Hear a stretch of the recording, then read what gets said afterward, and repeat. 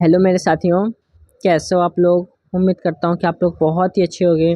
मैं आप लोगों के बीच में बहुत ही इम्पोर्टेंट क्वेश्चन के साथ आया हूँ जो कि आपकी परीक्षा के लिए अति महत्वपूर्ण सारे क्वेश्चन होंगे।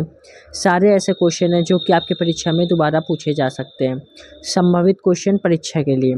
तो क्लास को आप लोग ध्यान से देखते हुए और क्लास को आप लोग शेयर जरूर कर दीजिए। हमारा फर्स्ट क्वेश्चन साथियों क्या कहता है, मुद्रा स्वयं मुद्रा का निर्माण करती है, यह परिभाषा किसने प्रस्तुत की है। क्या बोल रहा है, मुद्रा स्वयं मुद्रा का निर्माण करती है, यह परिभाषा किसने प्रस्तुत की है। तो यह परिभाषा किसने प्रस्तुत किया है, तो क्रोमर ने किया है। करेक्ट आंसर क्या हुआ, सी हुआ। नेक्स्ट क्वेश्चन, ग्रेसम का नियम निम्नलिखित में से किससे संबंधित है। ग्रेसम का नियम निम्नलिखित में से किससे संबंधित है, तो करेक्ट आंसर होगा मुद्रा के प्रचलन से संबंधित है। तो करेक्ट आंसर सी होगा हमारा। बढ़ते नेक्स्ट क्वेश्चन की ओर।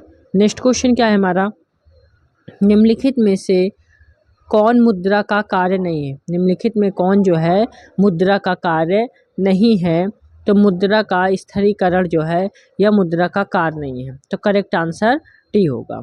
नेक्स्ट क्वेश्चन, ऐसी विदेशी मुद्रा जिसमें शीघ्र पलायन कर जाने की प्रवृत्ति हो वह क्या कहलाती है।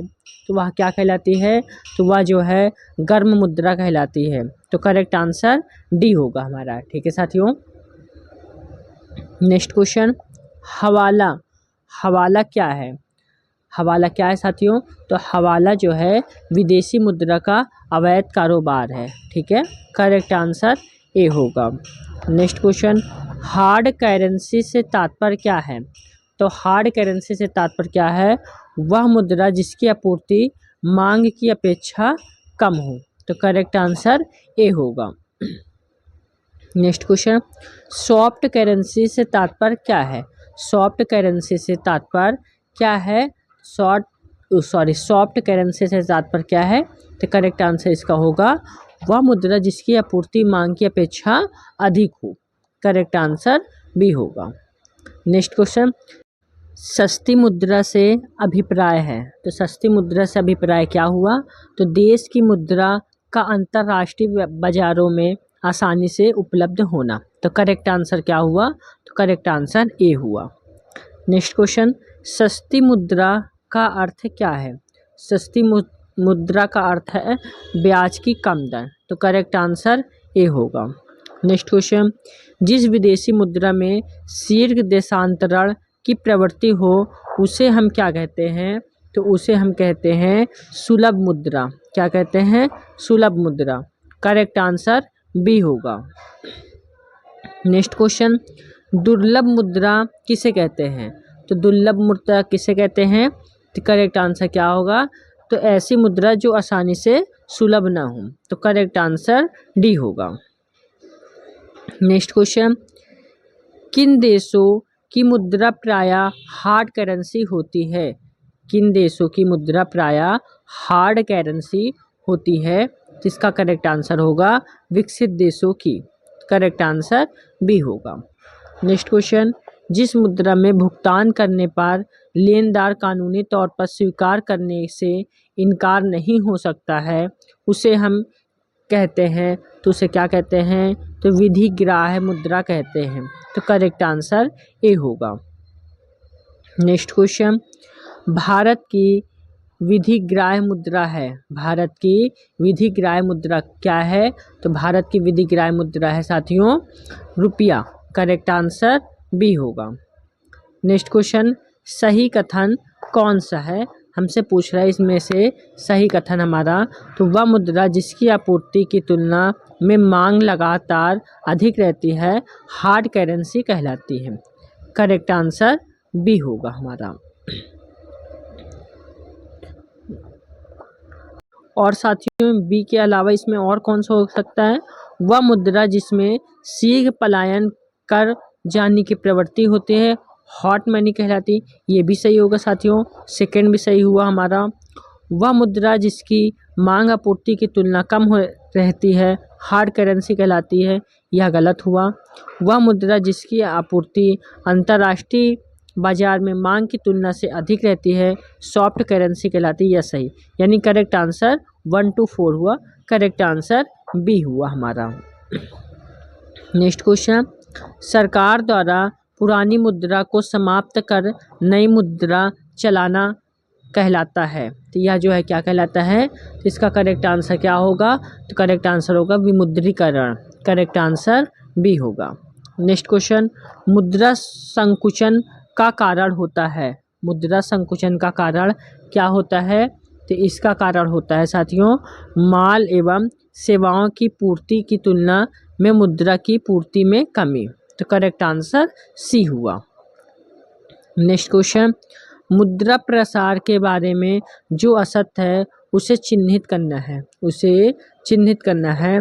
तो मुद्रा प्रसार इंगित करता है परंतु समूह की कीमतों में वृद्धि बिंदु से बिंदु आधार पर। तो करेक्ट आंसर ए होगा। नेक्स्ट क्वेश्चन, निम्नलिखित में कौन मुद्रा आपूर्ति नियंत्रण में सहायक नहीं है। तो कौन सहायक नहीं है, तो यह जो है मुक्त बाजार नीति, करेक्ट आंसर ए होगा।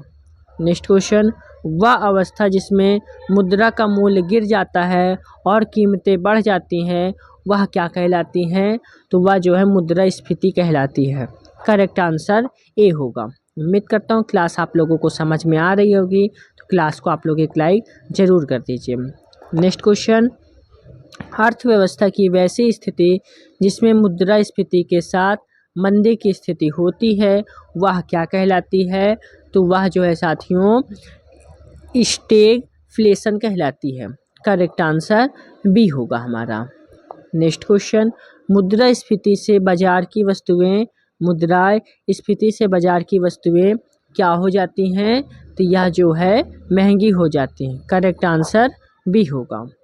नेक्स्ट क्वेश्चन, लगातार बढ़ती कीमतों की प्रक्रिया क्या होती है, तो लगातार बढ़ती कीमतों की प्रक्रिया क्या होती है साथियों, यह जो है मुद्रास्फीति होती है, करेक्ट आंसर सी होगा।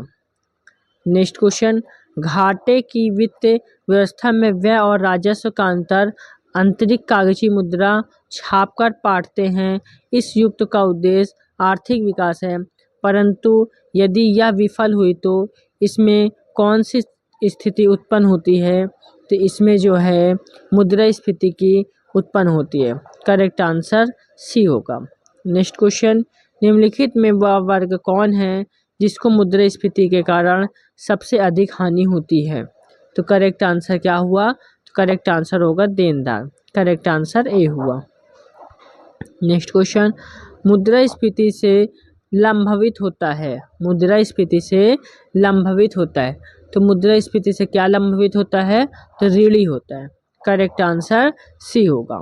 नेक्स्ट क्वेश्चन, मुद्रास्फीति की उच्च दर और बेरोजगारी की उच्च दर की एक साथ उपस्थिति को क्या कहते हैं, तो उन्हें हम क्या कहते हैं, तो उन्हें हम जो है स्टैगफ्लेशन कहते हैं, करेक्ट आंसर बी होगा। नेक्स्ट क्वेश्चन, मुद्रास्फीति को इनमें से किसके द्वारा रोका जा सकता है, मुद्रास्फीति को इनमें से किसके द्वारा रोका जा सकता है, तो यह जो है प्रत्यक्ष कराधान में वृद्धि भी होगा और बचत का बजट भी होगा और सरकारी व्यय में कटौती होगी, यानी इनमें से सभी, करेक्ट आंसर डी होगा।